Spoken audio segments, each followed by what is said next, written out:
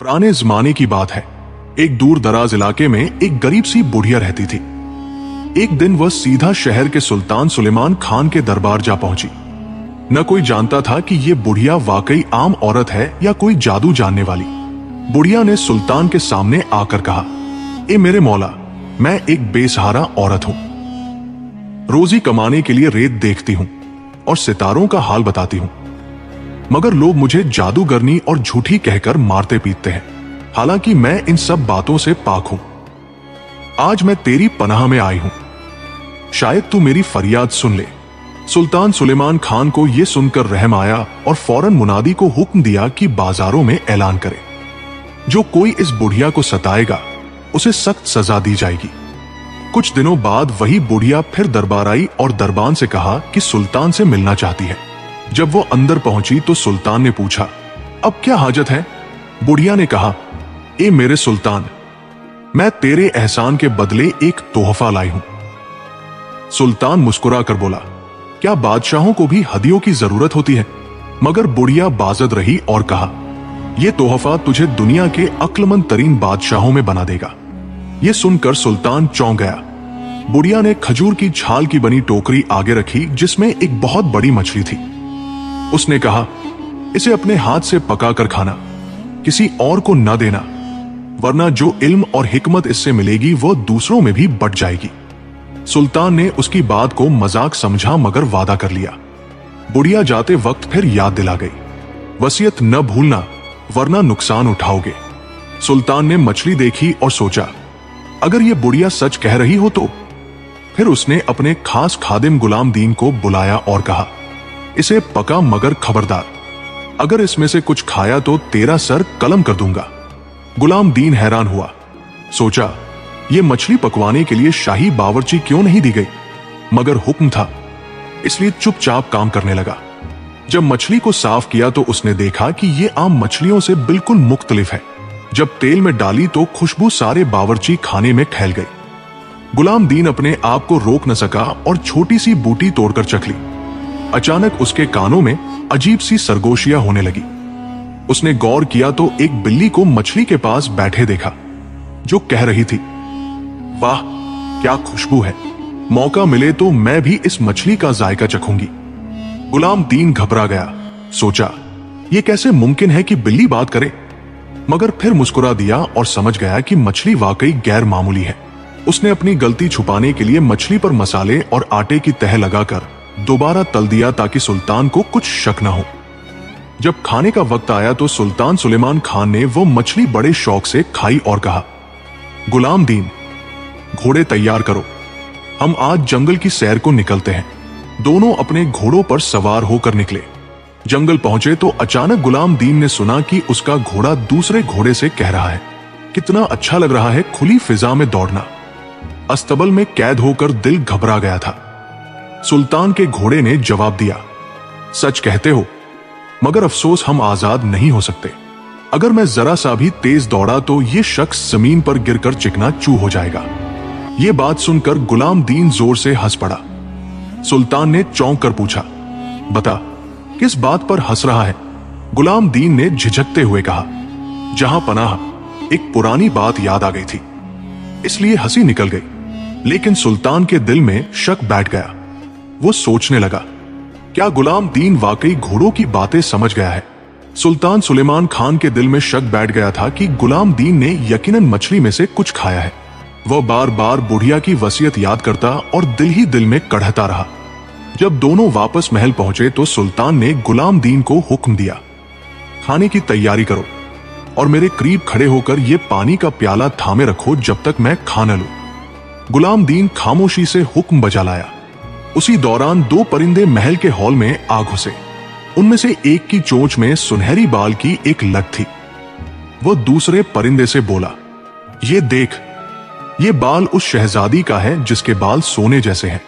दूसरा परिंदा वो लट छीनने लगा, मगर वो हाथ से छूटकर जमीन पर गिरी और ऐसी आवाज निकली जैसे कोई सोने का सिक्का गिरा हो।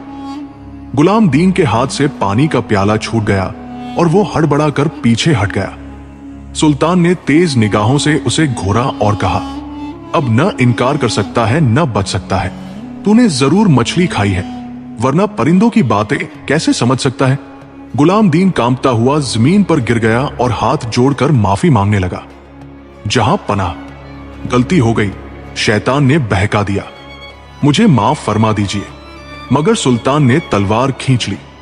जैसे ही वो वार करने ही वाला था, उसकी नजर जमीन पर पड़ी हुई सुनहरी लट पर जा ठहरी। वो रुक गया, चौंक कर उसे उठाया और रोशनी की तरफ देखा। वह बाल सूरज की किरणों की तरह जगमगा रहा था। सुल्तान ने कहा, गुलाम दीन, अगर इस सुनहरी लट की मालिक शहजादी को ढूंढ लाया तो तेरी जान बख्शी कर दूंगा, वरना तेरा सर काट कर महल के दरवाजे पर लटका दूंगा। गुलाम दीन मजबूरन उठा, सुल्तान से कुछ ज़ादरा और अशरफिया ली, घोड़े पर सवार हुआ और सफर पर निकल खड़ा हुआ। वह दिन रात वादियों, सहराओं और जंगलों में सरगर्दा फिरता रहा। कई दिन की भूख, प्यास और थकन ने उसे तोड़ डाला। आखिर एक रात उसने दिल ही दिल में तौबा की और कहा, अगर इस बार जान बच गई तो कभी दूसरों की चीज को हाथ नहीं लगाऊंगा। उसी दौरान उसने देखा कि एक दरख्त के नीचे आग भड़क उठी है। करीब जाकर देखा तो वो आग चींटियों के बड़े घोंसले तक पहुंच रही थी। हजारों चींटियां अपनी बच्चियों को बचाने के लिए इधर उधर भाग रही थी। गुलाम दीन फौरन घोड़े से उतरा, टहनियां हटाई और मिट्टी डालकर आग बुझा दी। चींटियां खुशी से शोर मचाने लगी। कुछ लम्हों बाद चींटियों की मलिका उसके करीब आई और निहायत बारीक आवाज में बोली, ए इंसान, तेरा ये एहसान कभी रायगा नहीं जाएगा। याद रखना, वक्त पड़ने पर हम तेरी मदद को आएंगे। गुलाम दीन हैरतज़दा रह गया कि ये कैसा अनोखा मंजर है। फिर वह चलता चलता समंदर के किनारे जा पहुंचा। वहां 3 मछुआरे बैठे थे। उन्होंने पूछा, ओ अजनबी, यहां क्या कर रहा है? गुलाम दीन ने जवाब दिया, मैं उस शहजादी को ढूंढ रहा हूं जिसके बाल सोने जैसे हैं। क्या तुमने कभी उसके बारे में सुना है? वो मछुआरे एक दूसरे को देखकर मुस्कुराए और कहा, हां, हम तुझे उसका पता बताते हैं। हमारी कश्ती पर आ बैठ, हम तुझे उस तक पहुंचा देंगे। गुलाम दीन खुशी खुशी कश्ती में सवार हो गया। मगर जैसे ही कश्ती समंदर के बीच पहुंची, वो मछुआरे उस पर टूट पड़े, उसके पास की सारी रकम छीन ली और उसे समंदर में फेंक दिया। गुलाम दीन डूबने लगा। उसने मौत को अपने सामने खड़ा पाया, मगर उसी वक्त एक लकड़ी का तख्ता तैरता हुआ मिला, जिसे पकड़कर वो बड़ी मुश्किल से दोबारा साहिल पर पहुंच गया। हलकान होकर रेत पर बैठ गया और रोने लगा। या अल्लाह, पहाड़ों, जंगलों, दरियाओं सब काट डाले, मगर शहजादी का पता न चला। अब क्या करूं? कहां जाऊं? अभी वह सोच ही रहा था कि अचानक आसमान पर 2 बड़े बाज नुमाया हुए। वो आपस में लड़ने लगे, यहां तक कि एक जख्मी होकर जमीन पर आ गिरा। गुलाम दीन दौड़ता हुआ उसके पास पहुंचा। जख्मी बाज ने कमजोर आवाज में कहा, अगर मेरी जान बचाना चाहता है तो सामने वाले टीले पर जा, वहां कुछ अजीबो गरीब जड़ी बूटियां हैं, उन्हें लेकर आओ। गुलाम दीन ने जल्दी से जाकर पत्ते तोड़े और निचोड़कर उसके मुंह में डाल दिए। चंद लम्हों में जख्म भर गया और बाज सेहतमंद हो गया। वह बाज गुलाम दीन को देख कर बोला, ए इंसान, तेरा दिल नेक है, इसीलिए रब ने तुझे मेरी मदद के लिए भेजा। अब बता, तू इस वीराने में क्या तलाश कर रहा है? गुलाम दीन ने पूरी दास्तान सुनाई। बाज ने गौर से सुनी और कहा, वो शहजादी समंदर के पार नहीं, बल्कि चांदी के पहाड़ में है, यहां से 2 दिन की मसाफत पर। लेकिन मुहतात रहना, उस पहाड़ के गिर्द खौफनाक कीड़े मकोड़े रहते हैं। गुलाम दीन ने अल्लाह का शुक्र अदा किया और अज़्म करके बोला, चाहे जान चली जाए, मैं शहजादी तक जरूर पहुंचूंगा। गुलाम दीन ने जब बाज से शहजादी का पता जाना तो उसने अज़्म किया कि चाहे जान चली जाए, मगर वो अपनी जान बचाने के लिए ये मुहिम पूरी करेगा। बाज ने कहा, अगर तू वाकई शहजादी यास्मीन के दीदार का ख्वाहिशमंद है तो सुन, मैं तेरे ऊपर से परवाज करता रहूंगा ताकि तुझे महफूज रास्ता दिखाता जाऊं। मगर मुहतात रहना, यह सफर आसान नहीं। गुलाम दीन ने बाज का शुक्रिया अदा किया और उसने वो बाकी जड़ी बूटियां भी अपने साथ बांध ली जिनसे बाज का जख्म भरा था। फिर वह आगे बढ़ा। बाज फिजा में परवाज करता रहा और उसे दाएं बाएं के खतरों से बचाता रहा, यहां तक कि गुलाम दीन बगैर नुकसान के चांदी के पहाड़ तक पहुंच गया। पहाड़ के दामन में खड़े होकर उसने ऊपर निगाह डाली। बुलंद चोटी पर एक शानदार सल्तनत थी। चमकती हुई दीवारें, और चमकती छतें, जैसे सूरज की किरणें पहाड़ पर उतर आई हों। जब उसने लोगों से एक श्रेयशाही का पूछा तो सबने इशारा किया एक ऐसी इमारत की तरफ जिसके दरवाजे खालिस चांदी के थे। गुलाम दीन दरबार में दाखिल हुआ और बादशाह के हुजूर पेश हुआ। झुककर अर्ज किया, जहां पनाह, मेरा आका सुल्तान सुलेमान खान अपनी शादी के लिए शहजादी यास्मीन का हाथ मांगता है। मैं उसकी तरफ से रिश्ता लेकर आया हूं। मेरे पास शहजादी के लिए नायाब तोहफा था, मगर बदकिस्मती से सफर में लूट गया। बादशाह ने उसकी बात सुनी तो हैरान हुआ कि गुलाम दीन कैसे इन खतरनाक जंगलात से सलामत गुजर आया। वह कहने लगा, अब तक जो भी यहां आया उसे हमारे गिर्द रहने वाले देवहीकल कीड़े मकोड़ों ने चीर फाड़ दिया, मगर तू जिंदा कैसे पहुंच गया, ये मेरे लिए भी मुआम्मा है। फिर बादशाह ने सख्त लहजे में कहा, अगर तू वाकई अपनी बात में सच्चा है और मेरी बेटी का रिश्ता चाहता है तो पहले एक इम्तिहान पास करना होगा। जा और 3 दिन के अंदर जंगल से 100 ज़मरद के पत्थर ढूंढ कर ला, फिर उन्हें सुराख करके एक हार बना। अगर कामयाब हुआ तो बात आगे बढ़ेगी, वरना तेरा सर तेरे धड़ से अलग कर दिया जाएगा। गुलाम दीन के कदम लड़खड़ा गए। उसने सोचा, यह कैसे मुमकिन है? इस जंगल में जहरीले सांप, बिच्छू और बड़े बड़े हशरात हैं। मैं तो एक ज़मरद नहीं ढूंढ सकता, 100 कहां से लाऊंगा? मगर मजबूर होकर वो जंगल की तरफ चल पड़ा। शाम तक एक भी ज़मरद न मिला।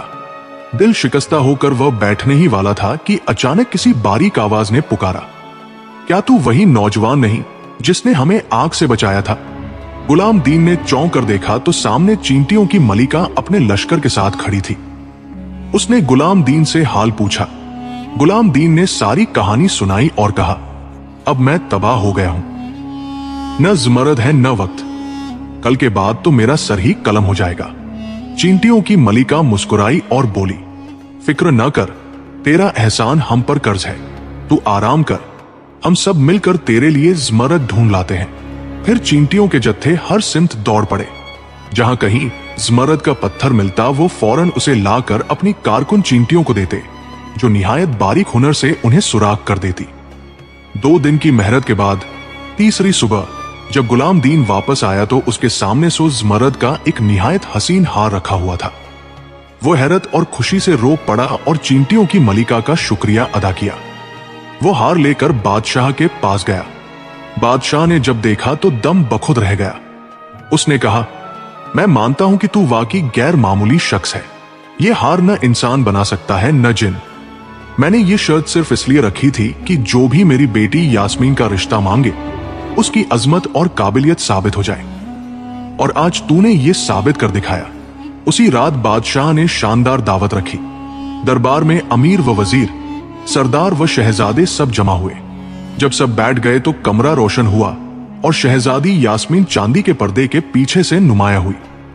उनके सुनहरे बाल झलक रहे थे जैसे सूरज की किरणें बिखर रही हों।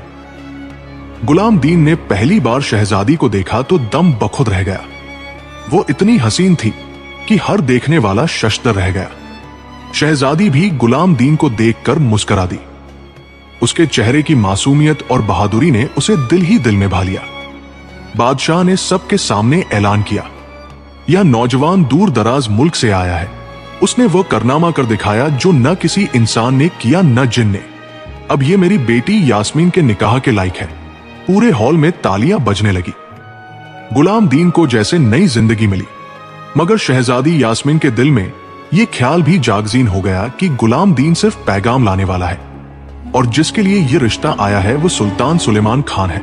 इस ख्याल ने उसके दिल में एक अजब कशमकश पैदा कर दी। यास्मीन बड़ी गौर से गुलाम दीन की पूरी कहानी सुनती रही। उसकी आंखों में हैरत और दिल में मोहब्बत बढ़ती गई। आखिरकार उसने नरमी से कहा, गुलाम दीन, तुम क्यों ना हमारी सल्तनत ही में रह जाओ। हम दोनों निकाह कर लें और यहीं अपनी जिंदगी बसर करें। गुलाम दीन ने आजिजी से जवाब दिया, मैं तो एक खादिम हूं। शहजादों और बादशाहों जैसा मुकाम मेरे पास कहां। आलिया। यास्मीन मुस्कुरा कर बोली, एक गुलाम दीन, मर्द अपने अमल से पहचाना जाता है, अहदे या लिबास से नहीं। तुम्हारे अंदर की सच्चाई और बहादुरी ही तुम्हें सबसे बड़ा बनाती है। यह सुनकर गुलाम दीन का दिल भी पिघल गया।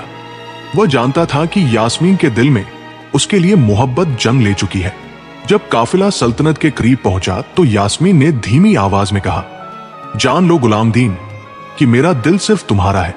अगरचे तकदीर मुझे किसी और के साथ बांध दे, मेरा दिल हमेशा तुम्हारे नाम रहेगा।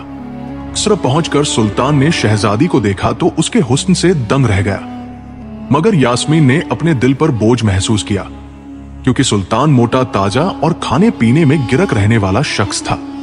वह तन्हाई में अपने कमरे में जाकर रोने लगी और खाने पीने से इनकार कर दिया। उधर सुल्तान ने गुलाम दीन को हुक्म दिया, बाग से कुछ मीठे संगतरे ला कर दो, लेकिन उसने खुफिया तौर पर अपने एक सिपाही को इशारा किया कि गुलाम दीन को रास्ते ही में खत्म कर दो। जब गुलाम दीन बाग में दाखिल हुआ तो सिपाही ने अचानक पीठ में खंजर घोंप दिया। गुलाम दीन चीख कर जमीन पर गिर पड़ा। यास्मीन ने महल की बालकनी से यह मंजर देखा तो दिल दहल गया। सिपाही वहां से भाग गया। यास्मीन दौड़ती हुई बाग में पहुंची। अपने पास रखी हुई जादुई पौधे की पत्तियों का रस निचोड़कर गुलाम दीन के लबों में डाला। अल्लाह के हुक्म से गुलाम दीन की आंखें खुल गई और जख्म फौरन भर गए। अब वह पहले से भी ज्यादा परकशिश और वजीर लगने लगा। यास्मीन ने कहा, आओ गुलाम दीन, हम भाग निकलते हैं इस जालिम सुल्तान के चंगुल से पहले कि वो हमें पकड़ ले। मगर जैसे ही वह दरवाजे तक पहुंचे, सुल्तान अपने लश्कर के साथ सामने आ गया। उसने गुस्से में कहा, यह कैसे मुमकिन है कि तुम जिंदा हो? जरूर ये लड़की जादूगरनी है। मुझे वह जड़ी बूटी फौरन दो ताकि मैं भी जवान और हसीन हो जाऊं। यास्मीन ने कहा, मैंने सारी पत्तियों का रस गुलाम दीन को पिला दिया है, अब कुछ बाकी नहीं। सुल्तान ने चीख कर कहा, झूठ बोलती हो, और सिपाहियों को हुक्म दिया कि मुझे जख्मी करो और फिर वही दवा पिला दो। चुनाचे एक सिपाही ने सुल्तान को तलवार मारी, मगर जब पत्तियों को निचोड़ा गया तो कुछ भी न निकला। सुल्तान जमीन पर तड़पता रहा और बलाखिर मर गया।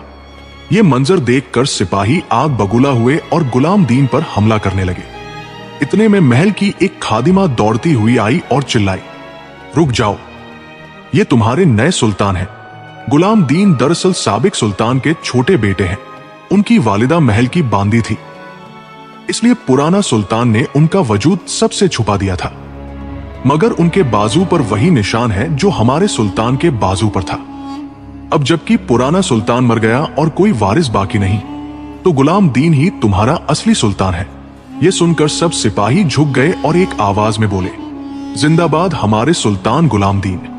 कुछ ही दिनों बाद गुलाम दीन का निकाह यास्मीन से हुआ। दोनों का रिश्ता न सिर्फ मोहब्बत पर कायम हुआ बल्कि इंसाफ और अदल पर भी। गुलाम दीन को अल्लाह ने कई बेटे और बेटियां अता फरमाई। उनकी नस्ल की पहचान सब्ज आंखों वाले शहजादे और शहजादियां बनी। उनके अहद में रियाया खुशहाल हुई, इंसाफ आम हुआ और हर तरफ सुकून और बरकत का दूर दूरा रहा। यूं गुलाम दीन और शहजादी यास्मीन की कहानी खुशी और कामयाबी के साथ मुकम्मल हुई।